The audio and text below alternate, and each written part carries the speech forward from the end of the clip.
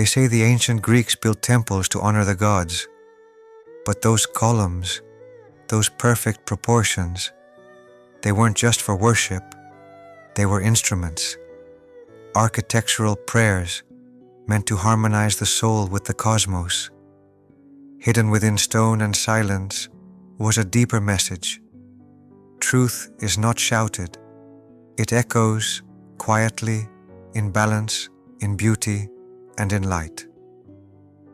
Some say the ancient Egyptians lit eternal flames in their temples, but the Greeks, they whispered of a different kind of fire, not one that consumes wood, but one that purifies the soul, a flame without smoke, without heat, an inner light that reveals only itself to those who are ready to see.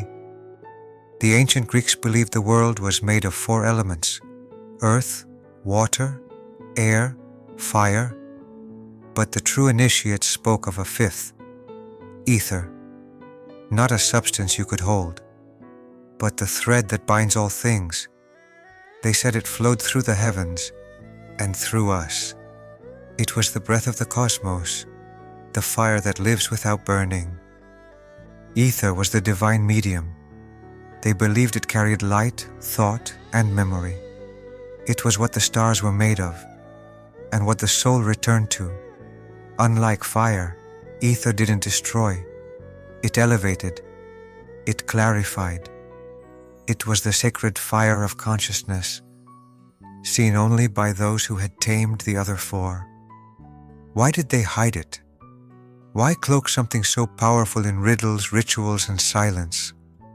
Because the ancient Greeks knew power in the wrong hands doesn't purify, it corrupts. They saw what happened to those who sought wisdom only to control others. That kind of fire always burns the one who holds it, so they passed it down in secret, not to protect the knowledge, but to protect the people. They didn't believe in instant answers. No quick fix. No enlightenment by shortcut. To touch the sacred flame, you had to be transformed by the journey. That's what the mysteries were. Not lectures, but lived experience. You purified the body. You disciplined the mind. You confronted death. Only then could the soul be trusted with light. Pythagoras didn't just give us math, he gave us music. He believed the soul could be tuned like a lyre, not through doctrine, but through harmony. Everything had number, everything had tone. Even your thoughts vibrate. He taught that just as dissonant notes create chaos, so too do disordered habits distort the soul. To him, healing wasn't only physical, it was mathematical. A soul out of tune was a life out of balance. So his students lived by rhythm, rising with the sun, eating only in silence, practicing sacred geometry, not to calculate, but to align. To the outside world it looked like a strange school, but to those inside it was initiation by harmony. Silence wasn't punishment, it was a tuning fork. Stillness wasn't absence, it was presence, sharpened. They called it cosmos, not just the stars, but any system in perfect proportion. And at the center of it was the sacred fire. Not literal flames, but a vibrational core of being. A flame of balance that flickered brighter every time the soul aligned with truth. Pythagoras didn't preach this, he lived it, and his students became walking instruments of divine order. The Tibetans spoke of colored rays, but the ancient Greeks had their own sacred spectrum, not of light, but of virtue. Each one was a fire, subtle, burning away illusion. 7 virtues, 7 flames. Logos, reason. Sophia, wisdom. Philia, deep friendship. Irene, inner peace. Dikaiosine, justice. Thumos, spirited courage. And metron, balance. Together they didn't just elevate the soul, they reforged it. To the ancient Greeks, virtue wasn't a list of rules. It was a refining process, a fire you walked through willingly, Justice wasn't a courtroom, it was how you carried yourself in the face of injustice. Courage wasn't bravado, it was what you did when fear was still present. They didn't seek perfection, only purity of intention and constancy of action. Each day was a fire, each choice a spark, and the one who endured that fire didn't become perfect. They became clear. The ancient Greeks didn't invoke the sacred by begging. They participated in it, through movement, through rhythm, through sacred shapes and numbers. They walked in circles, stood still at sunrise, sang in harmonic tones to align voice with soul. It wasn't about pleasing gods, it was about becoming like them. Each gesture was a mirror, each ritual a signal to the divine. I am ready to remember who I am. This practice had a name, Theurgy. It meant working with the gods, not worshipping them, but aligning with the order they represent. The Greeks believed the cosmos was a living harmony. To invoke it was to tune the soul through reason, rhythm, silence, and form. They didn't chant for reward. They invoked to restore themselves to what they had forgotten, to become part of something higher, not through belief, but through transformation. If something inside you stirred, if this ancient fire feels familiar, not because you were taught it, but because you've always known, then you're not alone. These teachings were hidden for a reason, but they were never lost, not entirely. They were waiting for someone ready to remember. Subscribe to Timeless Mind by Nicolaus.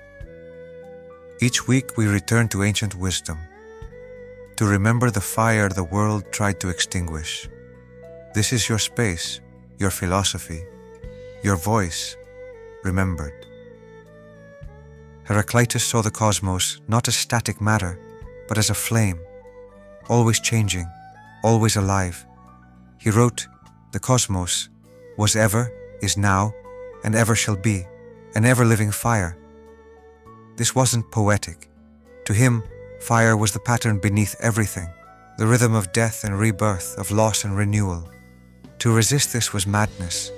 To flow with it, that was wisdom. That was harmony. Heraclitus believed fire was more than a force. It was a teacher. He said, "Everything flows. Nothing stands still." Most people fear change, but to Heraclitus, change was sacred. The soul must pass through fire again and again to become what it's meant to be, not despite the chaos, but through it. What you lose in the flame is never who you are. It's who you're ready to outgrow. For over 1,000 years, people made the journey to Eleusis, not to listen to a sermon, but to walk a path. The mysteries were not written, they were lived. Initiates prepared in silence, fasted, purified, and entered the sacred chamber to confront the deepest question a soul can face. What does it mean to die before you die? What they saw inside they never revealed, not from fear, but because language was too small for what they remembered.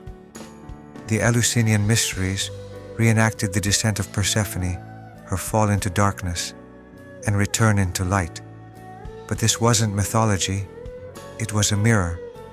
The initiates saw themselves in her, the lost soul, the forgotten flame. Inside the telesterion, they passed through fear, emptiness, and sacred stillness. And when they emerged, they didn't come back with information. They came back changed. They had met the sacred fire where no one dares to look, in the silence beneath death. Today we search for light everywhere, in phone screens, in headlines, in curated lives.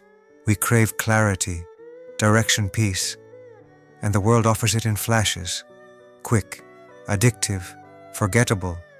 But the ancient Greeks warned us, the brightest light isn't out there. It's the one we stop tending, the inner flame, the one that doesn't flicker with trends, because it isn't fed by approval, only by truth. The ancient Greeks never gave us a religion. They gave us a practice, a way of being that keeps the flame alive, through reason, through courage, through self-restraint. The fire they spoke of was sacred not because it was rare, but because it was forgotten. It still burns, quietly, inside those who choose to remember, not just to feel better, but to become better, not to escape life, but to meet it with light,